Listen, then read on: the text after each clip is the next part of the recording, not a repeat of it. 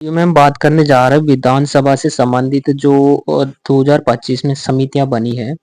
16 समितियों का गठन हुआ है इस बार, तो उनसे संबंधित हम सारी कुछ डिटेल जानेंगे दोस्तों यहाँ पे, ठीक है ना। तो हम थोड़ा इसमें बेसिक चीजें जान लेते हैं। देखिए, राजस्थान विधानसभा समितियां 2024-25 नवगठित 16वीं राजस्थान विधानसभा 2024-25 के लिए समितियों का गठन किया गया है। ध्यान रहे कि राजस्थान विधानसभा में कुल 25 समितियां होती है, जिनमें 4 समितियां स्थायी होती है। 4 स्थायी समितियों का में देख लीजिए दोस्तों। एक है लोक लेखा समिति, प्राक्कलन समिति क, प्राक्कलन समिति ख और एक सार्वजनिक उपक्रम की समिति। इनका गठन विधानसभा अध्यक्ष श्री वासुदेव देवनानी द्वारा 17 अप्रैल को किया गया था एवं 15 समितियों का गठन 18 मई को किया गया था। इसके आगे देखते हैं हम स्थायी समितियों के बारे में महत्वपूर्ण तथ्य। यहाँ पे दिख रहा होगा आपको स्थायी समितियों के बारे में महत्वपूर्ण तथ्य। तो इनके बारे में जानते हैं दोस्तों। इनमें सदस्यों की अधिकतम संख्या 15 हो सकती है। तो स्थायी जो समितियां होती है उनके अंदर अधिकतम सदस्यों की संख्या कितनी हो सकती है? 15। समिति में अध्यक्ष एवं सदस्यों के रूप में किसी भी मंत्री को नहीं चुना जा सकता। देखिए, स्थायी समितियां जो होती है इनमें समिति में जो है अध्यक्ष एवं सदस्यों के रूप में किसी भी मंत्री को नहीं चुना जाता है। इनके अध्यक्ष एवं सदस्यों का कार्यकाल 1 वर्ष का होता है, जिनका चुनाव विधानसभा सदस्यों द्वारा आनुपातिक प्रतिनिधित्व एकल संक्रमणीय पद्धति द्वारा किया जाता है। गणपूर्ति है जिसका 1/3। अध्यक्ष एवं सदस्यों की नियुक्ति विधानसभा अध्यक्ष द्वारा की जाती है। आप देख लीजिए, इधर एक तरफ आपके पास में समितियां दी हुई है और एक तरफ उनके अध्यक्ष या सभापति दिए हुए हैं। इनको हम सभी को ट्रिक से देखने वाले हैं और बहुत आसानी से याद हो जाएगा। लिखा हुआ आपके पास में जनलेखा या लोक लेखा समिति और इसके अध्यक्ष जो है दोस्तों टीकाराम जूली है। अब यहाँ पे लिखा हुआ है, देखिए, जनलेखा या लोक लेखा। जन का मतलब क्या होता है दोस्तों? जन का मतलब होता है लोग। अगर लोगों के बारे में लिखा जा रहा है तो देखिए, लोगों के बारे में ही लिखा जा रहा है तो लोग क्या करेंगे? फिर आराम से रहेंगे भाई। ये देखिए, इसमें लिखा आ रहा है टीका आराम, टीका आराम।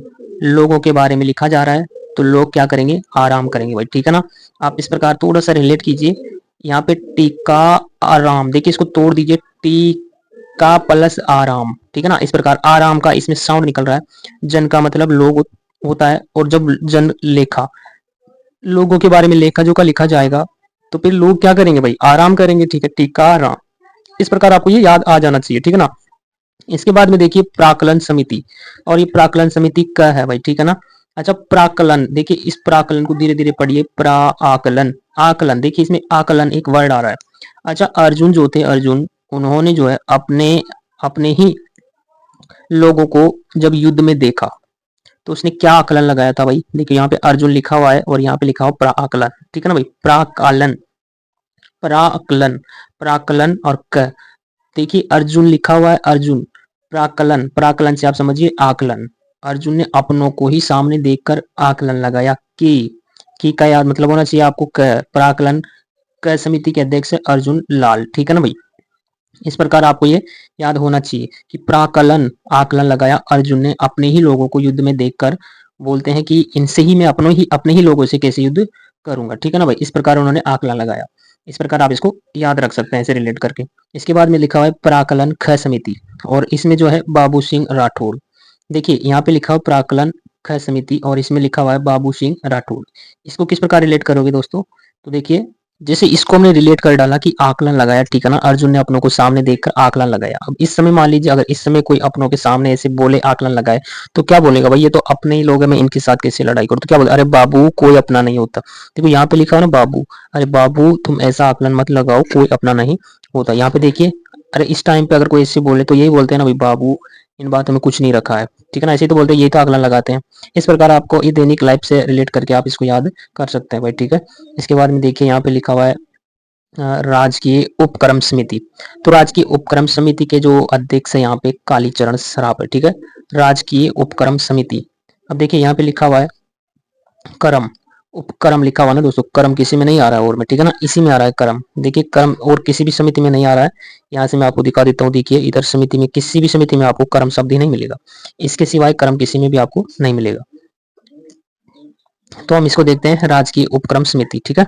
और इसको कैसे रिलेट करेंगे, देखिए कर्म, देखिए कर्म, अगर आपके कर्म जो है ना काले काले हैं, कर्म आपके कर्म काले हैं, तो आपको जो है सक्सेस बहुत मुश्किल से मिलती है। अगर आपके कर्म काले हैं, कर्म काले हैं ना भाई, कर्म काले, तो आपको सक्सेस बहुत मुश्किल से मिलती है, ठीक है ना। काले कर्म का मतलब समझ रहे हो ना, अगर आपके कर्म अच्छे नहीं है तो आपको सक्सेस बहुत मुश्किल से मिलती है। तो यहाँ पे लिखा हुआ कर्म, और कर्म कैसे नहीं होने चाहिए, काले नहीं होने चाहिए, काली से आपको कालीचरण शराब याद आना चाहिए, ठीक है भाई। इस प्रकार यहाँ पे लिखा हुआ नियम, नियम में लिखा हुआ देखिए वासुदेव देवनानी। अब हम पढ़ रहे हैं विधानसभा के अंदर की चीजें, ठीक है ना, विधानसभा की समितियां पढ़ रहे हैं, और ये नियम कानून की बात हो रही है। बताओ नियम कानून, विधानसभा के अंदर नियम कानून कौन बनाएगा भाई, विधानसभा अध्यक्ष ही तो बनाएगा ना। तो वासुदेव देवनानी क्या है, विधानसभा अध्यक्ष है, और वही क्या बनाएंगे, नियम कानून बनाएंगे, ठीक है। इसमें तो कोई दिक्कत ही नहीं होना चाहिए। या फिर आप ऐसे देख लीजिए, यहाँ पे लिखा वासुदेव, वासुदेव कौन थे, कृष्ण भगवान का नाम है वासुदेव। कौरव पांडवों के बीच में जब युद्ध हो रहा था तो कौरवों का कोई नियम कानून नहीं चल रहा था, ठीक है ना, इनकी शक्ति के प्रभाव में। आप ऐसे भी रिलेट कर सकते हैं, ठीक है भाई।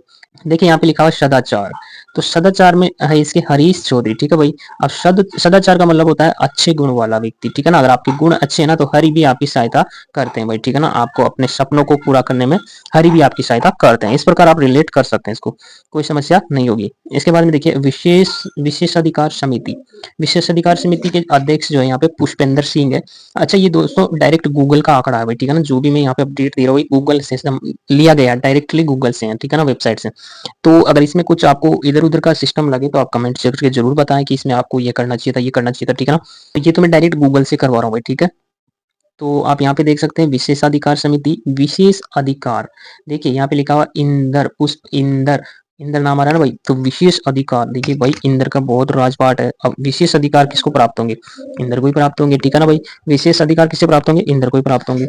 इसके बाद लिखा हुआ स्थानीय निकाय और पंचायती राज संस्थाओं संबंधी समिति, स्थानीय निकाय और पंचायती राज संस्थाओं से संबंधित समिति के अध्यक्ष जो है वो हरि सिंह रावत है। अब देखिए पंचायत में चुनाव हुआ, मान लो स्थानीय निकाय और पंचायत राज संस्थाओं संबंधी समिति के अध्यक्ष है ये हरि सिंह रावत। अब चुनाव वगैरह में लड़ते हैं, आप खड़े हो जाएंगे, ठीक है, अपनी पंचायत में से चुनाव लड़ते हैं। अब आपको चुनाव कौन देगा कौन नहीं देगा, आपकी हार होगी कि जीत होगी, ये सब किस पे डिपेंड है, हरि पर डिपेंड है, ठीक है ना भाई। ऊपर वाला क्या चाहता है, आपकी नसीब में हार लिखेगा कि जीत लिखेगा, ये आपके हाथ में नहीं है। हो सकता है आपको अपने ही वोट ना दे, हार जीत कौन तय करेगा भाई, हरि ही करेगा, ठीक है ना। आप अगर पंचायतों में अगर आप चुनाव लड़ते हैं तो आपकी हार जीत कौन तय करता है, हरि तय करता है, ठीक है। इस प्रकार आप इसको लॉजिक से बना सकते हैं, ठीक है ना। इसके बाद में देखिए यहाँ पे लिखा हुआ है अधीनस्थ विधान संबंध समिति, ऐसे अधीनस्थ ऐसे अनीता, देखो नीता, ऐसे अधीनस्थ ऐसे अनीता, रिलेट हो जाएगा, दोनों शब्द ऐसे ही स्टार्ट हो रहे हैं, तो अधीनस्थ अनीता, अधीनस्थ अनीता। याचिका, देखो याचिका, इसमें मैंने टीचर से देखा ना तो याचिका का कैलाश नाम आ रहा था भाई, ठीक है ना, कैलाश, उन्होंने कैलाश बताया था। अब आप बताइएगा ये कैलाश, इसमें कैलाश लेना चाहिए या हमीर सिंह सही है, क्योंकि यहाँ पे जो है ना ये डायरेक्ट गूगल का वेबसाइट से है भाई, ठीक है ना। जो भी मैं यहाँ पे बता रहा हूँ अपनी तरफ से कुछ नहीं लिखा मैंने इसमें, डायरेक्ट गूगल से मैंने वेबसाइट डाली है और वहां से ये अपडेट है आपके पास में जो भी डायरेक्ट लिखा हुआ है, ठीक है ना। तो अगर आपको पता है कि अपडेट नहीं है तो आप इसमें कमेंट बता सकते हैं कि याचिका के अभी वर्तमान में कैलाश ही राइट है या फिर ये हमीर सिंह ही राइट है, ठीक है ना। फिलहाल हम हमीर सिंह के नाम से अ, लगा लेते हैं, ठीक है ना। हमीर सिंह भायल जो है याचिका के, हमीर सिंह भायल।